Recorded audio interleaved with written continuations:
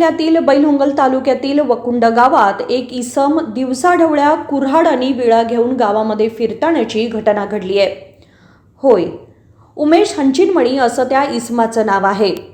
तिथे राहणाऱ्या एकट्या महिलेच्या घरी जाताना लाल मिरची पावडर आणि कुऱ्हाड घेऊन उमेश हंचिनमणी तिला धमकावू लागला।